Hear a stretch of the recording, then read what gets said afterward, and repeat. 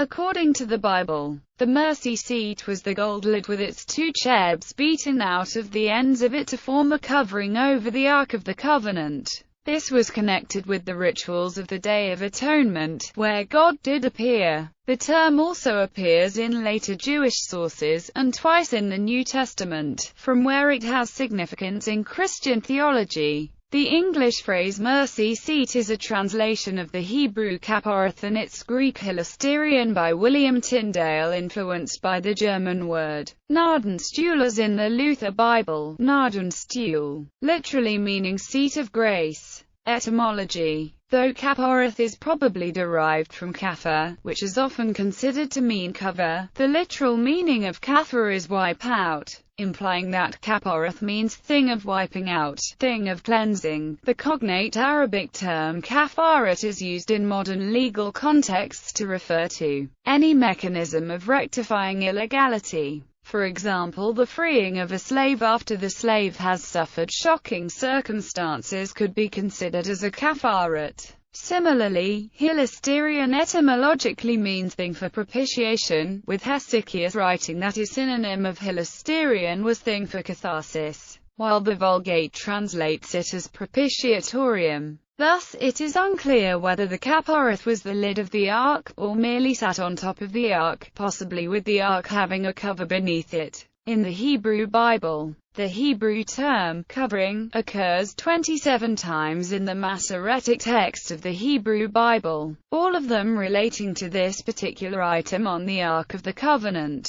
Jewish translations traditionally avoid the translation, mercy seat, as a later Christian gloss. Exodus chapter 25 verse 17 And thou shalt make an ark cover of pure gold. 2 cubits and a half shall be the length thereof, and a cubit and a half the breadth thereof. JPS 1917 Exodus chapter 25 verse 17 You shall make a cover of pure gold, 2.5 cubits long and a cubit and a half wide. NJPS 1985 According to the biblical account, the cover was manufactured from pure gold, and was the same width and breadth as the ark beneath it, 2.5 cubits long, and 1.5 cubits wide. The ark and cover were, according to this passage, kept inside the Holy of Holies, the temple's innermost sanctuary, which was separated from the remainder of the temple by a thick curtain. Because the ark and mercy seat were associated with the presence of Yahweh.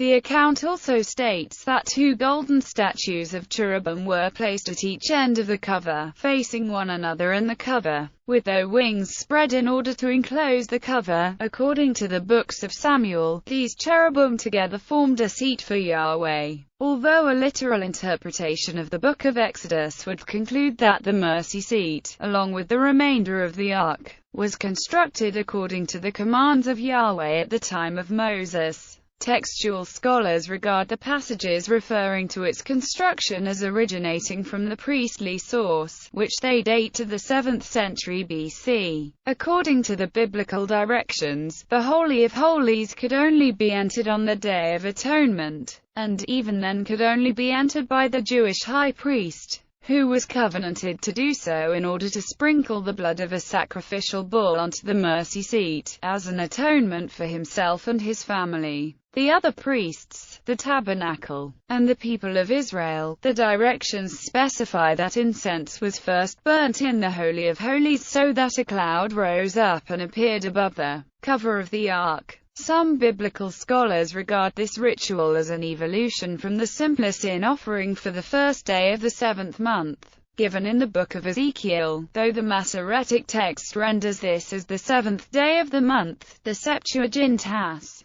first day of the 7th month, and scholars think that the sin offering on this day exchanged days with Rosh Hashanah, which in Ezekiel's day appears to have been celebrated on the 10th of the month. In rabbinical tradition, the original carporet in the tabernacle and temple in Jerusalem is identified as a lid of pure gold on top of the ark, and the name Carporet given since it served to atone for the sins of the people after the destruction of the Second Temple. Just as the Torah scroll was contained in an Torah ark in synagogues, so also the term Carporet was applied to the valance of the Paroket on this ark. Second Temple era sources. In the Hellenistic Jewish Septuagint the term was rendered hilasterion, following the secondary meaning of the Hebrew root verb cover, in piel and pualas, to cover sins, to atone, found also in Kippurim. The term hilasterion is unknown in classical Greek texts and appears to be one of several Jewish Greek coinages found in the Septuagint translation. The Jewish Greek hilasterion was later rendered literally into Latin as propitiatorium in the Christian Latin Vulgate. In Jewish Greek texts the concept of a hilasterion also occurs in Josephus' Antiquities of the Jews 16:7, 1 mnema hilasterion. In the New Testament, the Septuagint term in hilasterion appears twice in the Greek text of the New Testament. Romans chapter 3 verse 25 and Hebrews chapter 9 verse 5. Though the term mercy seat usually appears as the English translation for the Greek term hilasterion in the Epistle to the Hebrews, most translations are usually inconsistent as they instead generally translate hilasterion as propitiation where it occurs in the Epistle to the Romans. The Epistle to the Hebrews recounts the description of the Ark, Holy of Holies, and Mercy Seat, and then goes on to portray the role of the mercy seat during Yom Kippur as a prefiguration of the Passion of Christ, which it argues was a greater atonement, and formed a new covenant. The text continues by stating that the Yom Kippur ritual was merely a shadow of things to come. The continual sacrifice for sin became obsolete once Jesus had died.